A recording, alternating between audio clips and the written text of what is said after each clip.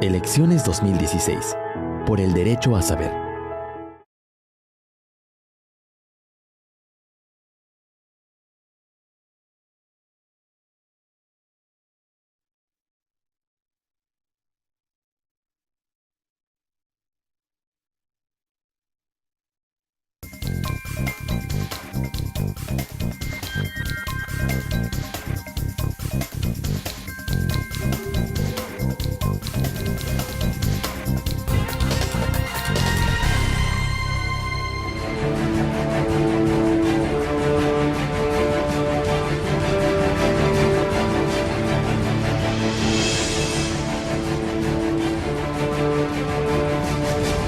Por el derecho a saber, elecciones 2016.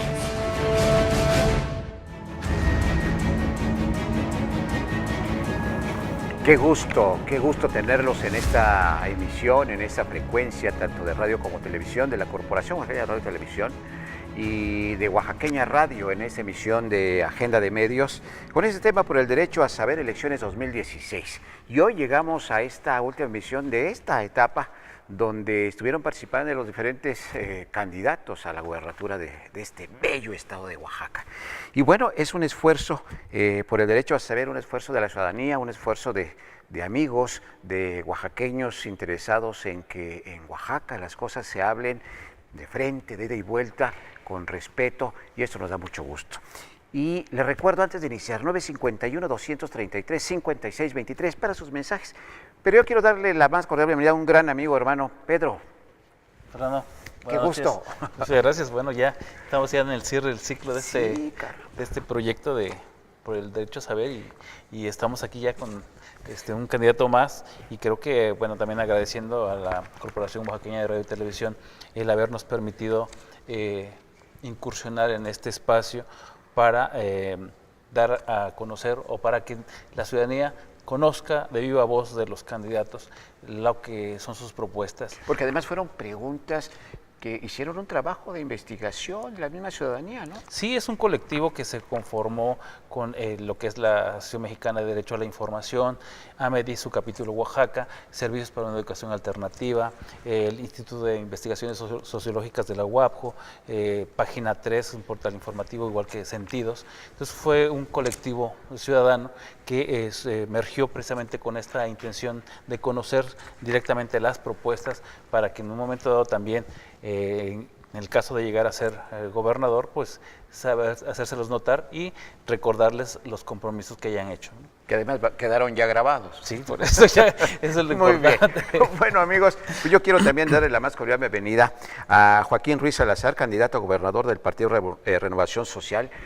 Bienvenido a este espacio, a este lugar donde las cámaras son los ojos del oaxaqueño, donde los micrófonos es la voz de los oaxaqueños, y nos da mucho gusto. Al contrario, muchas gracias a ustedes y a todos por este esfuerzo que realizan. Me parece que la sociedad, la participación de la sociedad hoy a través de ONGs, de organismos como el que ustedes representan y de la mano con CorTV y con todos los espacios que nos han permitido hoy estar, que nos han permitido en esta campaña estar al frente de cámaras y micrófonos y poder hacerle llegar a la gente el mensaje que como Renovación Social tenemos, pues es muy importante, así que yo les agradezco el poder estar hoy aquí.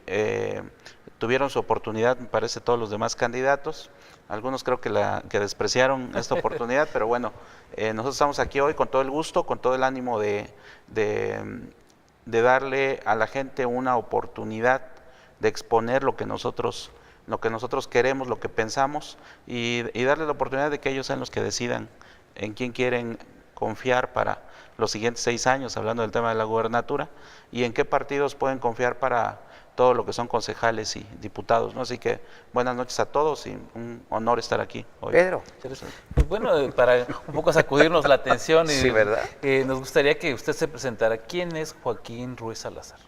Joaquín Ruiz Salazar, soy oaxaqueño, crecí en Oaxaca, estudié en Oaxaca, me he desarrollado en cuestiones de negocios en Oaxaca, he sido asesor de ayuntamientos, entre otras cosas, soy empresario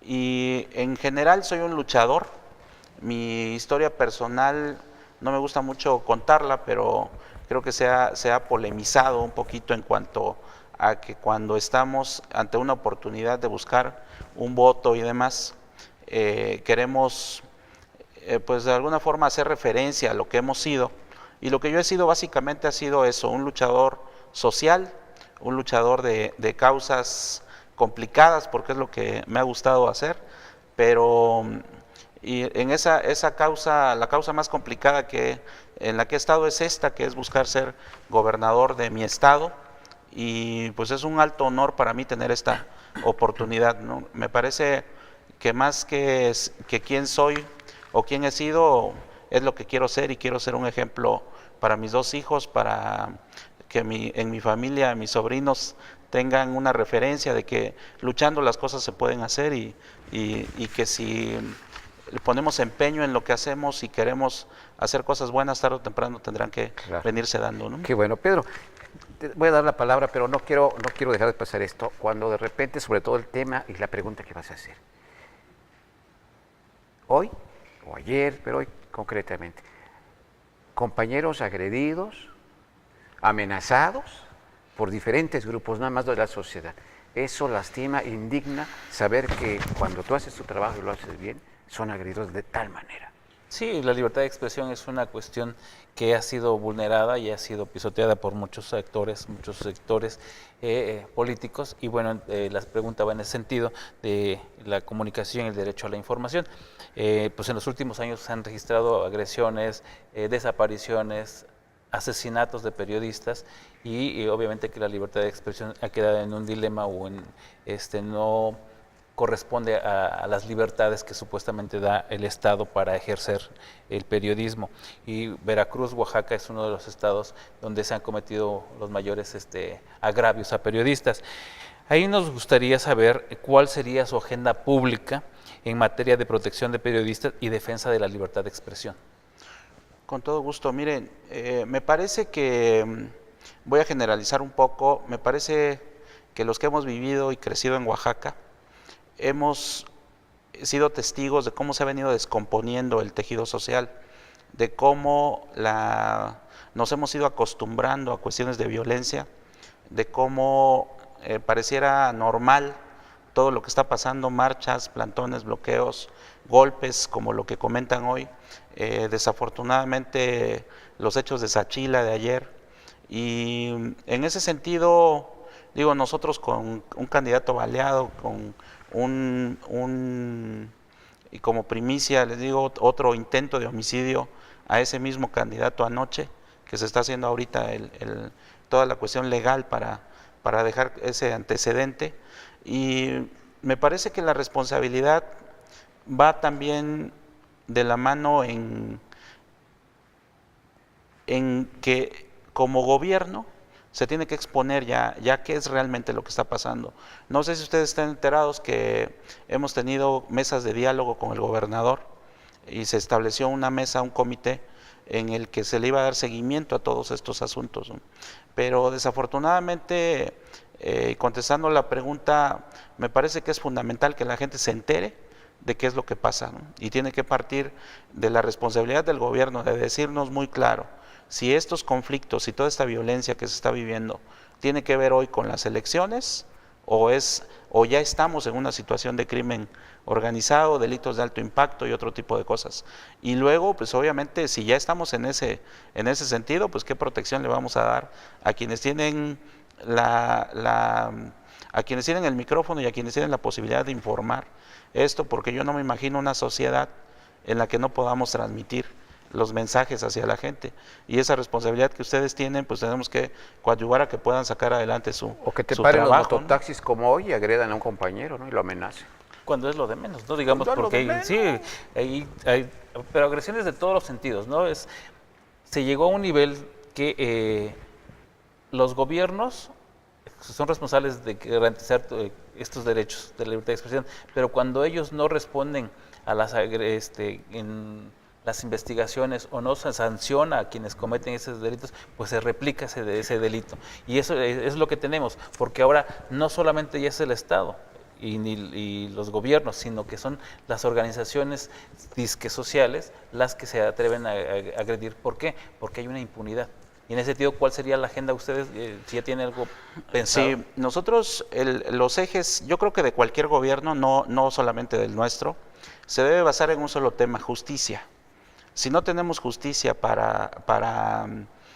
si permitimos la impunidad, si no aplicamos las leyes como son otra vez, en las campañas, promesas de vamos a modificar esta ley, vamos a hacer aquella ley, si no cumplimos lo que ya está, pues realmente no vamos a llegar a ningún lugar, ¿no? Me parece que la agenda no es solamente defender a los periodistas, sino también intentar, bajo una cuestión ya de un protocolo de emergencia, activar los protocolos de emergencia, en el sentido de decir, bueno, ¿qué va a pasar? Porque la sociedad también ya está participando de este tipo de cosas, ustedes lo acaban de decir. Una cosa es una ONG y una asociación civil o una organización que lucha por sacar adelante proyectos y ese tipo de cosas, o todas las que se están constituyendo para violentar los derechos de los demás y que son financiadas por el propio gobierno, porque cada año ahí está la lista, ¿no?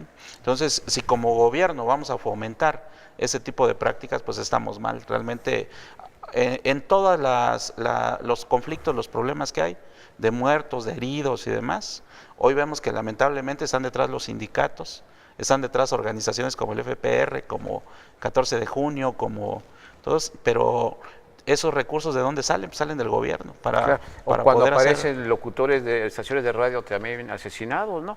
Ojo, no hay que confundir estas estaciones comunitarias con las que se ponen una máscara y hacen otro trabajo. Sí, ahí se ha prostituido también el término, ¿no?, de radios comunitarias, y que al final de cuentas son radios piratas, o que son también radios de políticos que la utilizan como fachada, ¿no? Entonces aquí hay una situación en Oaxaca donde sí hay comunidades indígenas que tienen esa necesidad de crear radios comunitarias, y donde han participado o hay antecedentes de que sí ha funcionado ahí, porque hablan en su lengua, se comunican en su lengua y fomentan su cultura y sus costumbres. Ahí usted, ¿cómo considera que se pueda fortalecer el trabajo y desarrollo de los medios de comunicación indígenas en Oaxaca? Yo creo que es fundamental la relación entre los pueblos indígenas y el gobierno, pero tiene que partir de una cuestión de calidad moral. Nosotros no podemos llegar a exigirles a los pueblos que cambien algunas costumbres, tradiciones, que eviten, por ejemplo, lo de las radios piratas, porque hay que decirles por su nombre, ¿no? O sea, cuáles están en la legalidad y cuáles no. Y luego, ¿por qué hacer un análisis? Pero ¿quién hace ese análisis? Realmente, ¿cuál es la dependencia o cuál es el organismo que está facultado para hacer eso? Y tener ese diálogo para decir, oye, esto sí puedes hacer, esto no puedes hacer. La función de tu radio comunitaria es esta.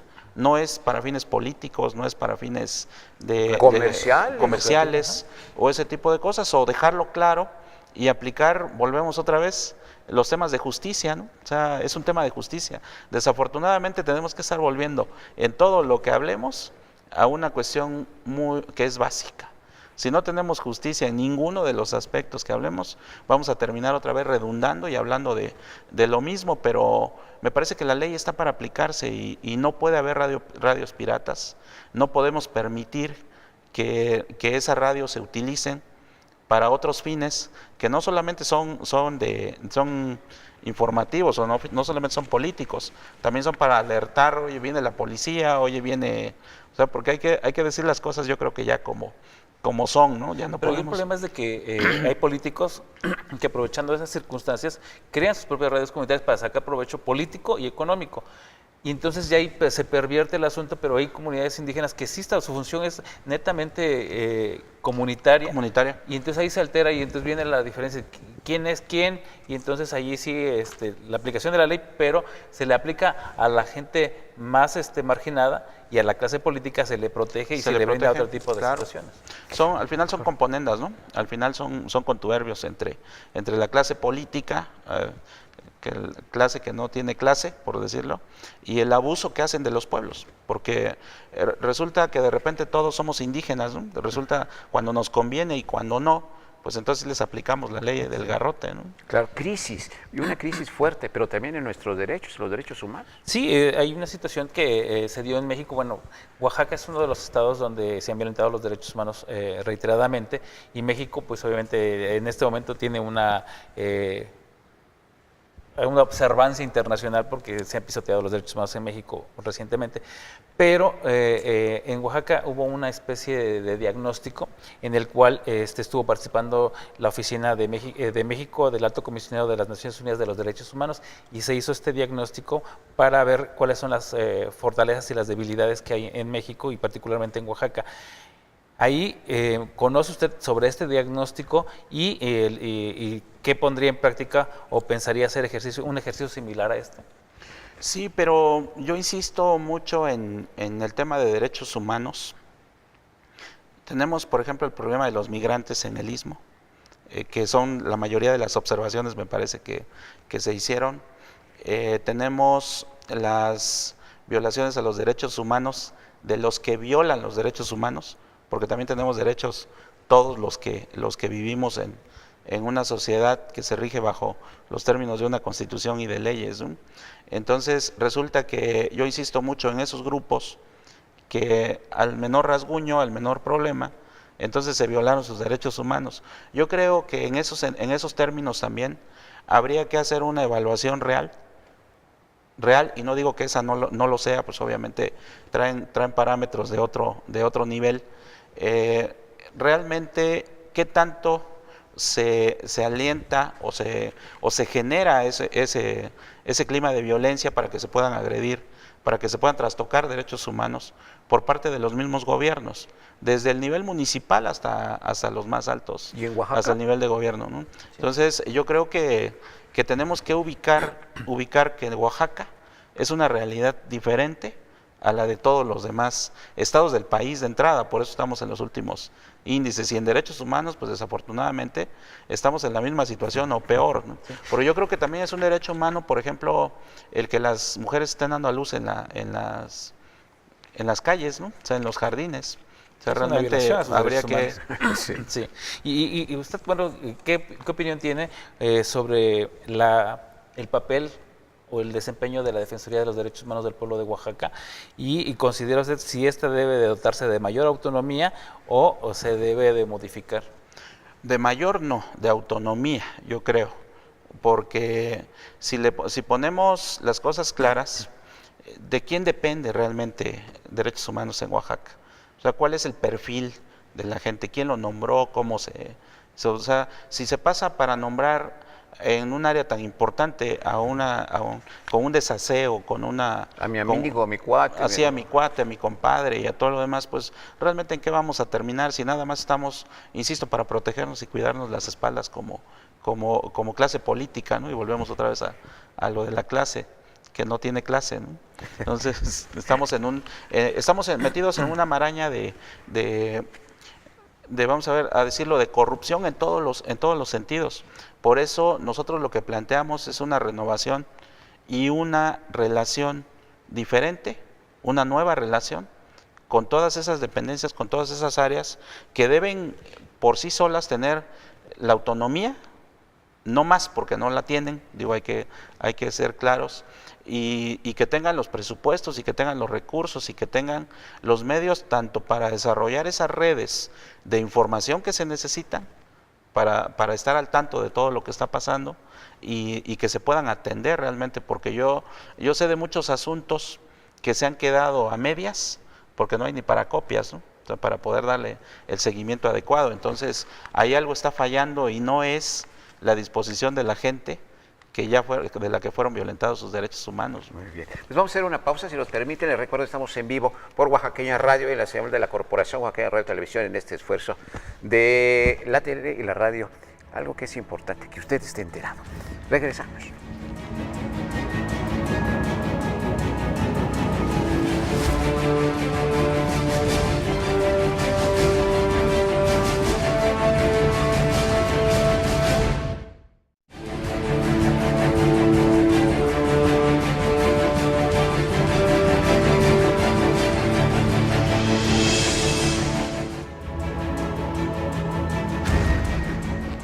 51-233-5623. Si continuamos, vamos a darle el tiempo para que tengamos la tranquilidad de despedirnos al rato con mucho tiempo y sobre todo con la sinceridad que tenemos. Fíjese, Pedro, que ahora resulta que es más cara a veces el agua que un litro de leche, Pedro. Y ahorita en esta etapa de sequía estamos pero así de plano. Sí, entramos al tema que es eso de inversión y de desarrollo sustentable. Nos gustaría saber, bueno, hay una situación que están padeciendo en algunas comunidades, como es el hecho de que se está privatizando el agua, porque con el embotellamiento o las concesiones que se le están dando a las empresas transnacionales que realizan refrescos azucarados. Para ello, los manantiales y fuentes de agua son entregados por los gobiernos a corporaciones como la Coca-Cola, como Nestlé, como PepsiCo, y dejando a las comunidades enteras sin el preciado líquido. Entonces, ahí nos gustaría saber qué acciones de política pública se pueden emprender desde el ámbito local para su cuidado, preservación y no privatización. Realmente yo no vine y no he estado en esta campaña haciendo promesas de campaña. Todo el tema de desarrollo sustentable, me parece que necesitamos a los profesionales para ese tipo de diagnóstico. Hay gente que se preparó, que se capacitó, que pasó por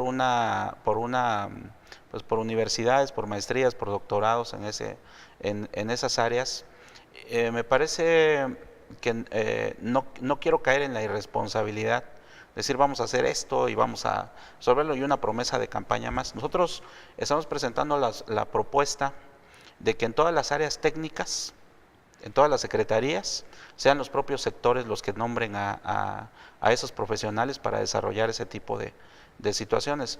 Ahora con la nueva ley que marca que todo ese tipo de cosas tiene que pasar por una consulta indígena, me parece que va a ser un buen candado, pero también es un buen candado para el desarrollo, si no se le da a la gente la capacitación adecuada. Yo pasaría por pensar en cómo recuperar el agua que no se trata, que se contamina y demás, y que ningún programa de infraestructura, a pesar de que se ha anunciado muchas veces, ha previsto el tema de plantas de tratamiento, ha previsto el tema de rellenos sanitarios, porque se ha anunciado, pero no se ha desarrollado.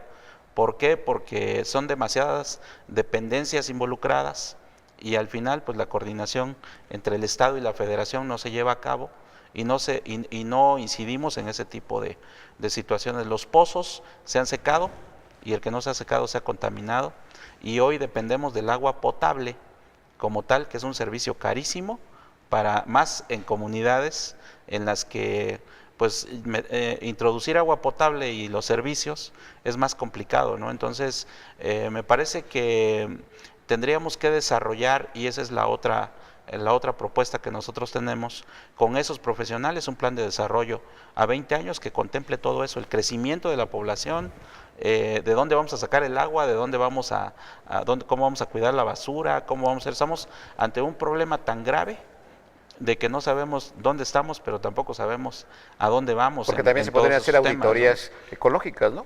Así es, todo tiene que pasar por procesos de autorización, pero no para negar los recursos, como se hace, ¿no? O sea, te vamos a dar para tu planta de tratamiento, le dicen a los presidentes, primero cúmpleme estos 400 requisitos y pasas por todas las dependencias y luego haces tu planta de tratamiento, ¿no? Entonces, si el agua para consumo humano la hemos perdido, en eso coincido, ¿no? Ahora pareciera que es más importante la comercialización en sí que el agua para consumo humano, que debe ser la prioridad, además, ¿no? Claro.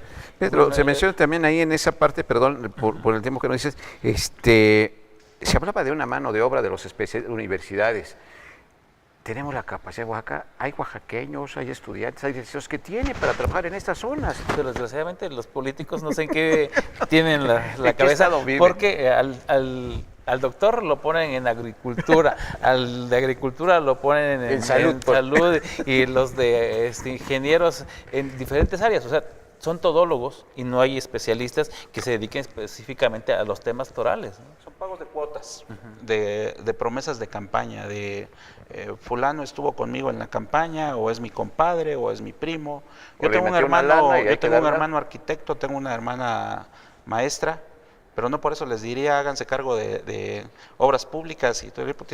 Me parece que es fundamental que las cámaras, las representaciones formales de cada uno de los sectores tome el papel que le corresponde, que es poner a los profesionales en cada una de las secretarías, porque ¿quiénes toman decisiones en los gobiernos? ¿Realmente las toma el gobernador? Porque si las tomara el gobernador, estaría en un problema muy serio, por ejemplo, ahorita en el caso de salud, ¿no? O sea, ya inhabilitaron al 20 años, me parece, al exsecretario, y si el gobernador tiene que hacerse responsable de esa parte, bueno, pues ¿por qué puso a su cuñado, concuño que es, en lugar de poner a un profesional de la salud, claro, que lo eligieran los médicos, las enfermeras y los profesionales de la salud, y van a ver que no les hubiera quedado mal a su propio sector? Pero hay profesionales, como en el Hospital de San Pablo, que va un señor, que piden que lo operen de la próstata y le quitan la vesícula. Sí. De ese tamaño. Sí, sí, estamos muy errados en ese tipo de cuestiones. Pero hay otro tema que es importante, que es recientemente en abril en el Senado se aprobó la Ley Federal para el desarrollo de las zonas económicas especiales, y una de ellas va a estar instalada, o se aprobó, para el Istmo de Tehuantepec. Ahí pues según se tiene entendido, el periódico The Economist dijo que solo el 8% de estas zonas son exitosas. Al juzgar por los casos de éxito, la economía local y las instituciones han tenido forzosamente que integrarse a las zonas económicas, pero no hay ese desarrollo. Ahí, ¿qué opinión tiene usted sobre las zonas económicas especiales y si las considera una estrategia viable para el impulso del desarrollo en Oaxaca? Hijo, lamento tener que decir lo que voy a decir. Creo que toda la inversión que llegue a Oaxaca es buena por la crisis, por la manera en que estamos en este momento, por la situación económica en la que estamos. Pero si otra vez no se toma en cuenta tanto a los pueblos indígenas como a los profesionales de Oaxaca, me parece que lleva un alto riesgo de fracasar, porque ese proyecto de zonas especiales está en 15 municipios del estado de Oaxaca, o sea, abarca 15 municipios del estado de Oaxaca, en los que 13 son indígenas, y no se le ha dado la información a la gente de cuál es el proyecto, cómo va a estar, sino es una decisión del gobierno federal y pasa por una coordinación, me parece, con el gobierno del estado. Pero en dónde quedan, o como empresarios, vamos a hablar desde este punto de vista, como empresarios, cómo nos involucramos en ese proyecto para tener beneficios, trabajo y todo lo demás. Si las licitaciones que salen son licitaciones millonarias y ninguna empresa oaxaqueña tiene acceso a eso, entonces ¿qué terminamos haciendo? Pues siendo empleados de las empresas grandes, las que vienen de fuera, otra vez ICA, otra vez Omega, otra vez las grandes empresas, IGA, que depende del gobierno federal, o que tiene la mayoría de los contratos con gobierno federal, y los oaxaqueños ¿dónde quedamos? Otra vez haciendo nada más la mano de obra y haciendo la parte que no le interesa hacer a las empresas grandes. Otra vez es donde la gente siente que se explotan los recursos y que no se tiene ningún beneficio. Entonces, ¿qué es lo que habría que hacer?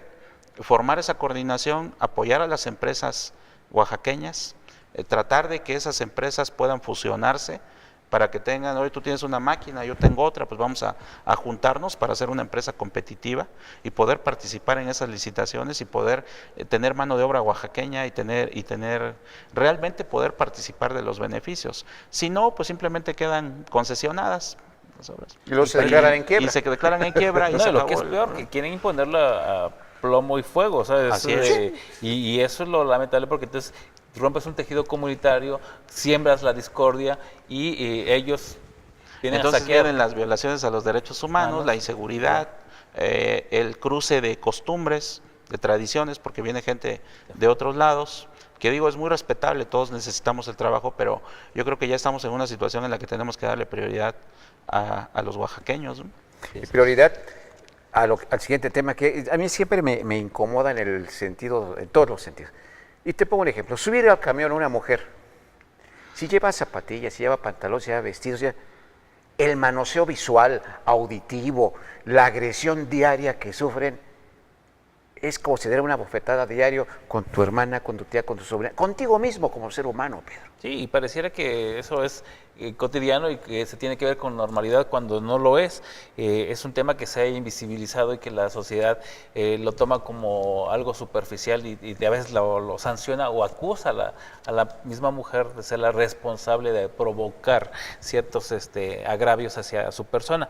Pero es penoso decirlo que en México hay una mayor sanción para quien viola algún reglamento de tránsito que el delito de hostigamiento sexual, pese a que se generan daños psicológicos, hay físicos, emocionales, laborales y económicos. En ese sentido, ¿qué medidas propone para que su gobierno sea erradicado el acoso sexual contra las mujeres? Yo creo que más allá del acoso, y lo voy a decir tal cual, feminicidios, temas tan complicados como la violencia hacia la mujer, que no va nada más en una cuestión de acoso, sino desde el propio tema laboral, desde la propia equidad de género, ¿no? Como se maneja. Me parece que no se resuelve creando más secretarías, como han propuesto muchos, la Secretaría de la Mujer, la Secretaría del Instituto de Atención a la Mujer y demás, que luego no tienen presupuestos, que luego no tienen gente especializada en atender ese tipo de asuntos. Creo que no se resuelve pintando los taxis de rosa, ni digo en este momento nos ayudaría por la campaña, ¿no? Pero no se resuelve en ese tipo de problemas. Me parece que la renovación social que nosotros planteamos viene de una cuestión de respetos, de valores, de invertir verdaderamente en la educación, pero no nada más en la educación que se da en las aulas, sino permitirle a las mujeres que tengan acceso a otro tipo de situaciones. Yo soy hijo de madre soltera. Mi padre tuvo el problema del alcoholismo por los mismos problemas que padecemos, pero todo ese tipo de cosas han venido creciendo, ha permitido que se sigan descomponiendo la sociedad. A pesar de todos los programas. A pesar de todos los programas, a pesar de todo lo que se ha hecho.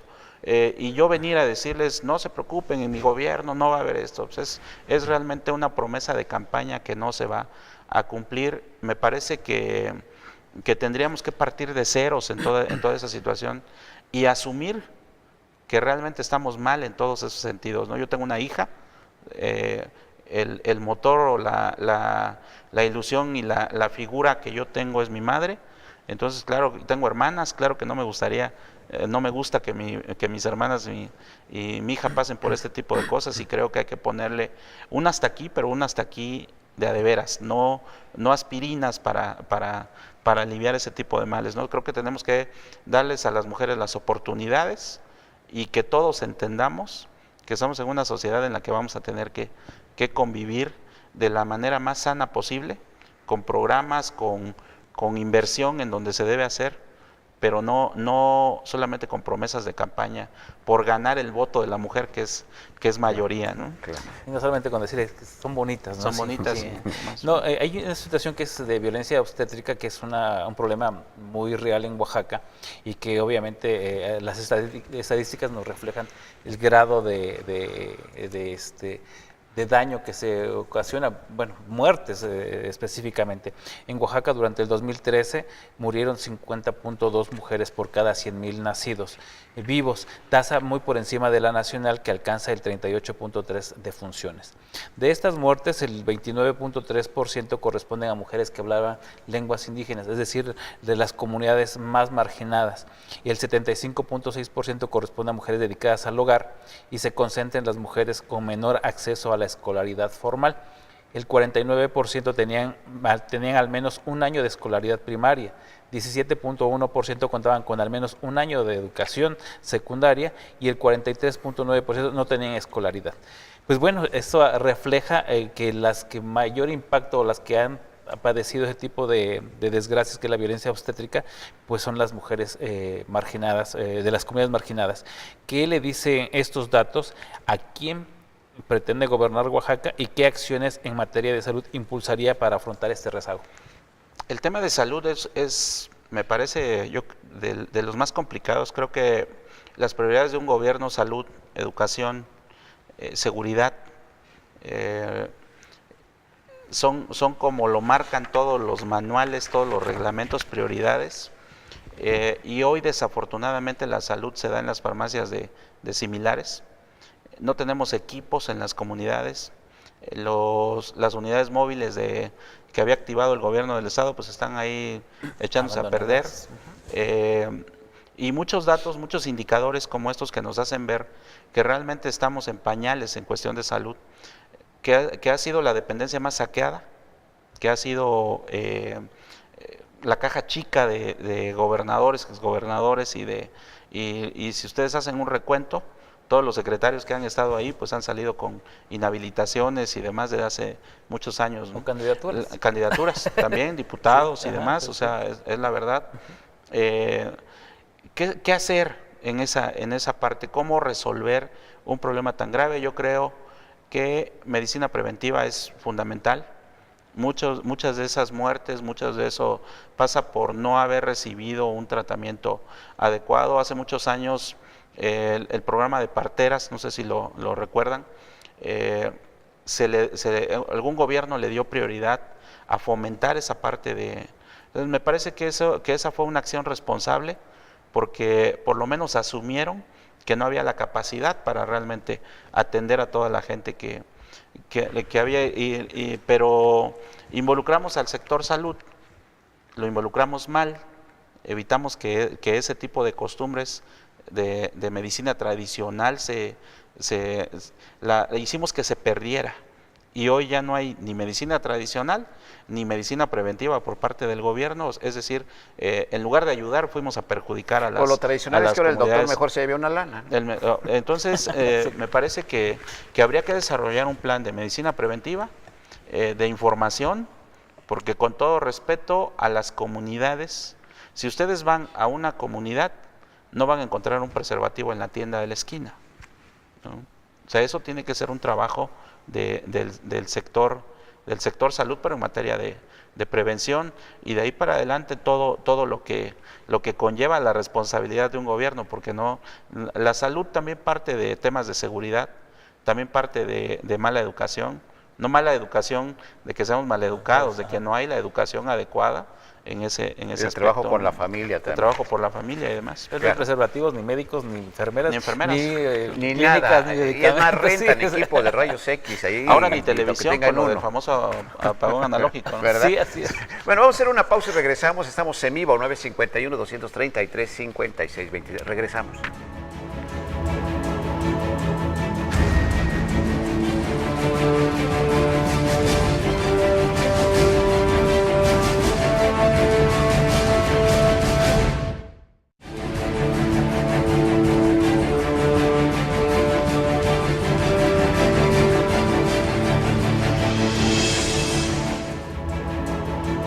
Continuamos, gracias.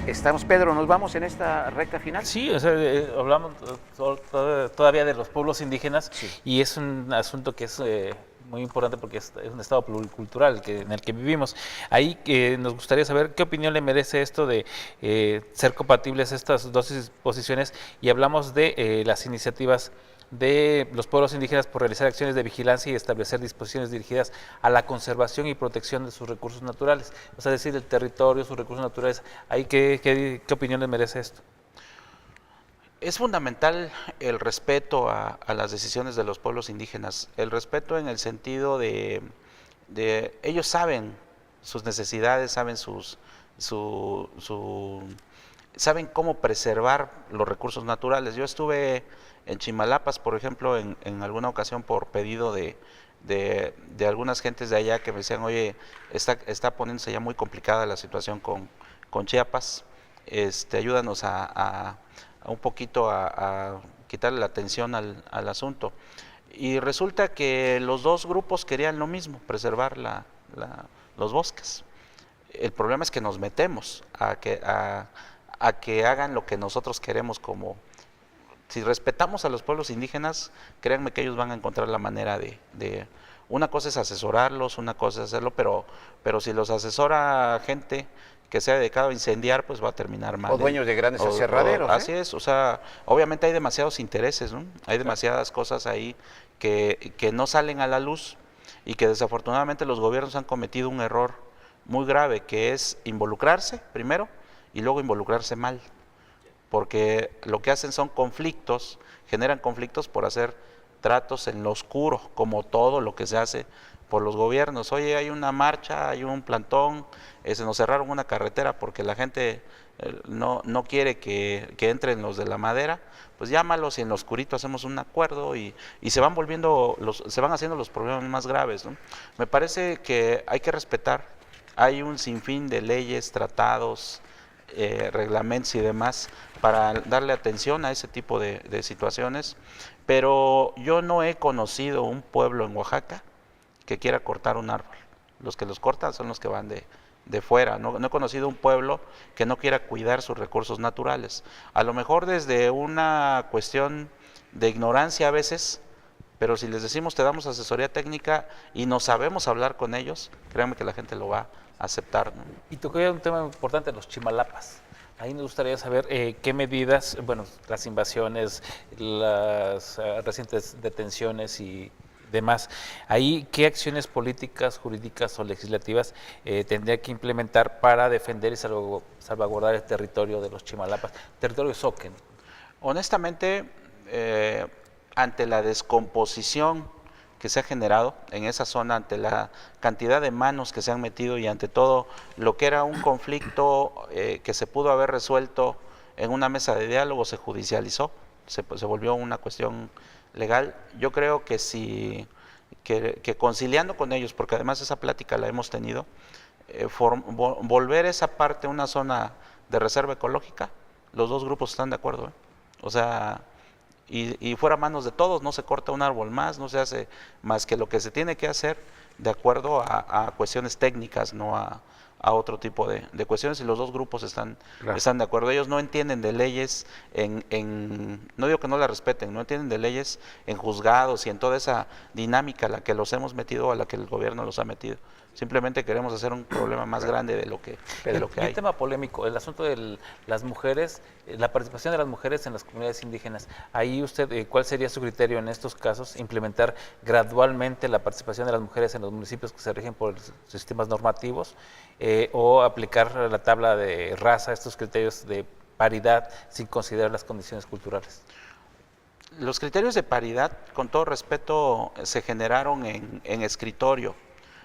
Cada pueblo tiene su dinámica diferente. Los gobiernos corruptos emanan de los municipios que se rigen por partidos políticos, O sea, que quede claro, la gente en las comunidades elige adecuadamente a sus autoridades. El diálogo con ellos debe ser, oye, necesitamos que incluyas a las mujeres, necesitamos que respetes los derechos de las mujeres, en irles dando espacios, en irles dando espacios de participación, pero sobre todo lo que hablábamos, la cuestión de equidad de género y el respeto que debemos tenerle desde ahí, ¿no? Desde esa parte. Pedro, antes de irnos, nos queda un minuto. Sí, pues nada más el asunto de el reconocimiento, ¿no? La intromisión de los partidos políticos en las comunidades indígenas, eso es determinante, rompe el tejido comunitario, ¿no? Rompe el tejido social y yo pienso que hay que evitarlo a toda costa. Yo insisto en dos palabras: respeto y justicia.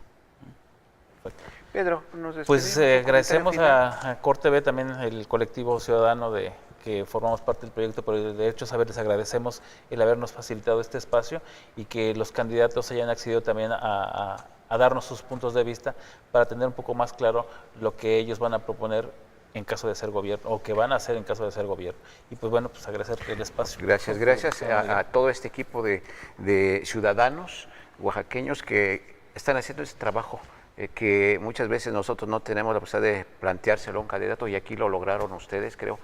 Vaya, una felicitación para todo este equipo, todos estos colectivos y para todo este equipo técnico profesional que tiene la CorTV, tanto en Oaxaqueña Radio y como en CorTV. Y por cierto, bueno, me tocó estar aquí también en esta parte. Gracias. No, gracias a ustedes y felicidades por el esfuerzo. En verdad, para nosotros es un honor estar hoy en en una contienda electoral que esperamos se desarrolle en civilidad en lo sucesivo, y hacemos votos, por eso hacemos el llamado a todos para que esto sea en concordia. No queremos que se siga ensuciando el proceso electoral. Muy bien, pues gracias a usted. Y si llega a gobernador, no nos engañe. Nos vemos.